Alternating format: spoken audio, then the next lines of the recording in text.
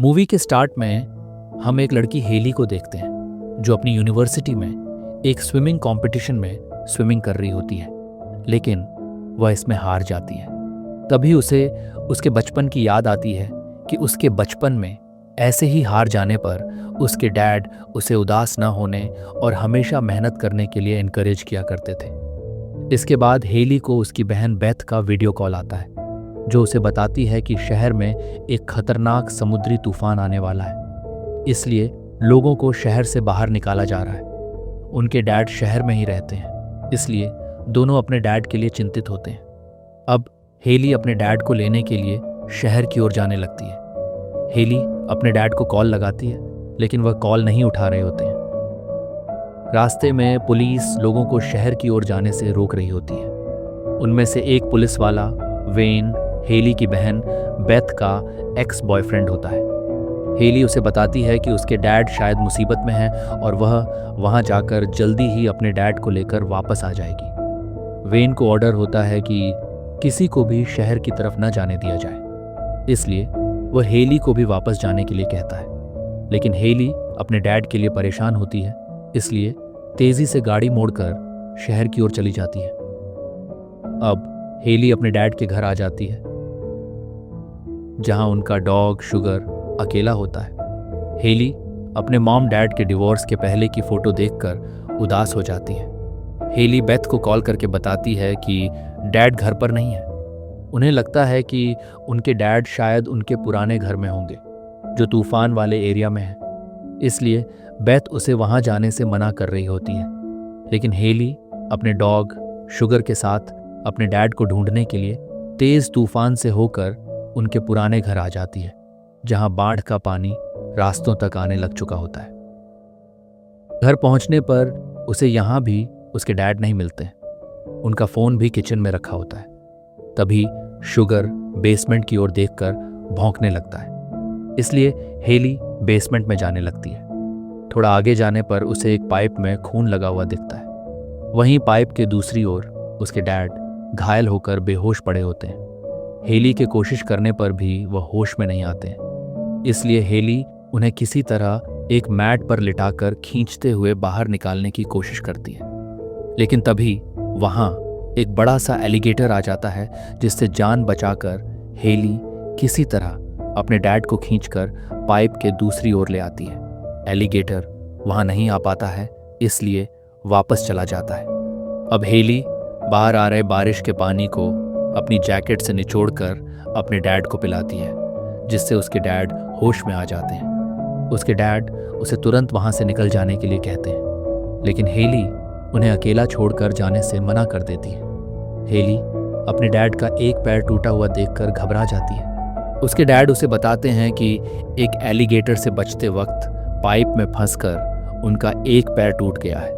Alligator काफी बड़ा है, इसलिए वह पाइप के इस तरफ नहीं आ सकता है।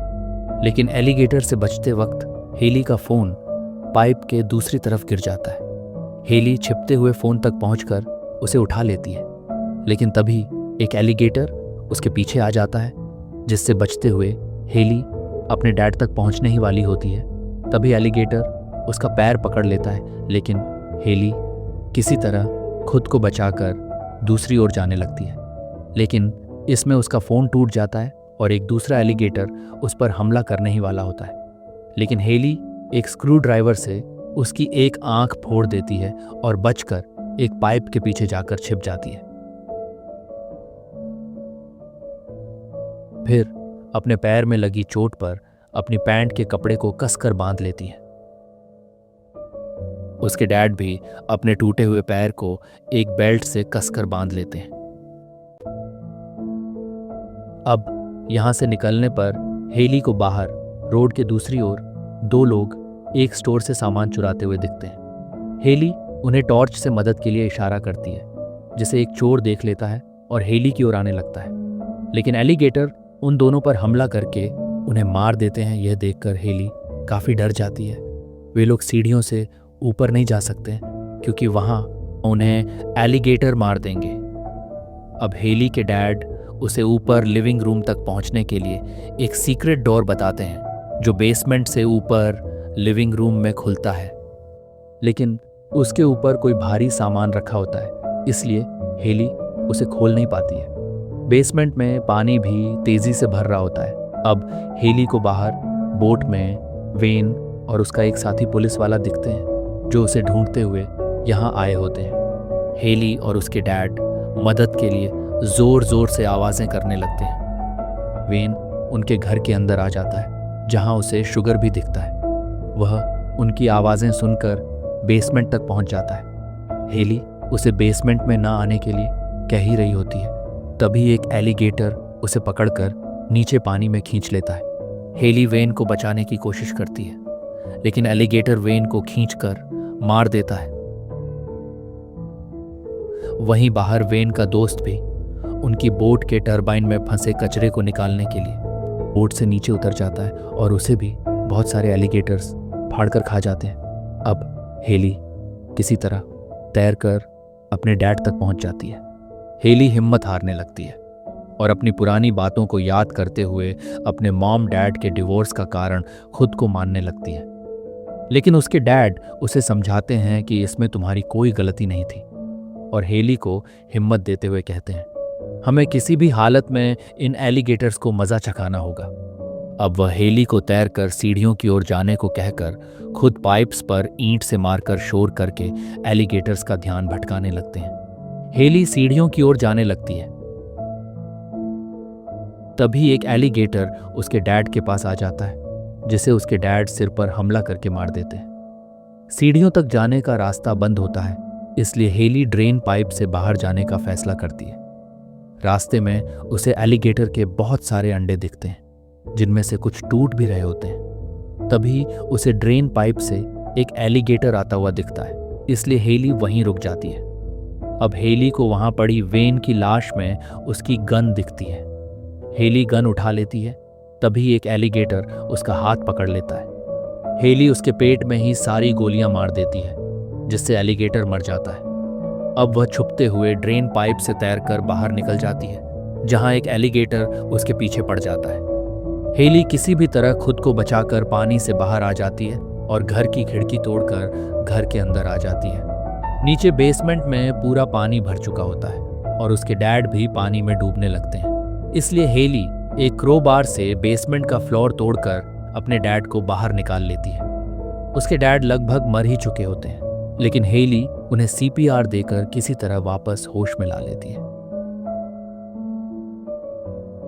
अब हेली और उसके डैड बाहर निकलकर देखते हैं कि चारों ओर बाढ़ का पानी भर चुका है।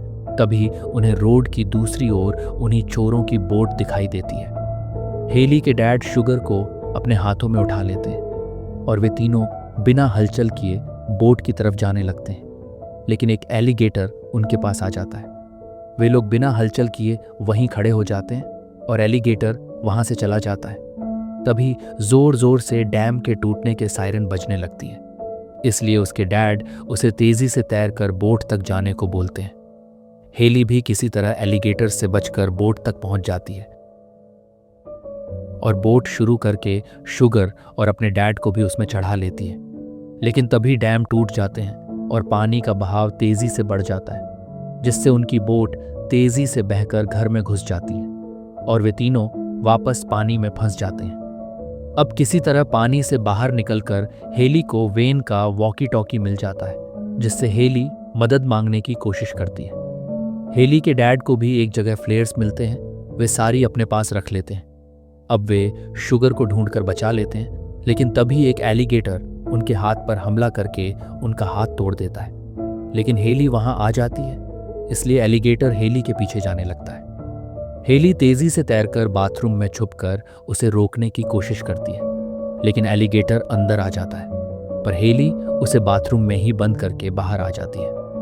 अब वे लोग ऊंची जगह में जाने लगते हैं, तभी हेली को बाहर एक रेस्क्यू हेलीकॉप्टर दिखाई देता है। हेली उसे फ्लेयर से सिग्नल देने की कोशिश करती है, लेकिन एक एलिगेटर उस पर हमला करके पानी में खींचकर उसे तेजी से घुमाने लग जाता है। हेली अपने डैड के साथ बिताए पलों को याद करते हुए फ्लेयर से एलिगेटर पर हमला करके तैरकर छत तक पहुंच जाती है। हेली पानी में बहने ही वाली होती है, तभी उसके डैड उसका हाथ पकड़कर उसे ऊपर छत पर खींच लेते हैं। उनका डॉग शुगर भी उनके साथ सुरक्षित होता है। अब उन्हें एक रेस्क्यू हेलीकॉप्टर दिखाई देता है। हेली उसे फ्लेयर से सिग्नल दे देती है और हेलीकॉप्टर भी उन्हें देख लेता है। इसी के साथ मूवी यही खत्म होती है। उम्मीद है आपको कहानी अच्छी लगी होगी। कहानी अच्छी लगी हो तो चैनल को सब्सक्राइब कीजिए। Thank you.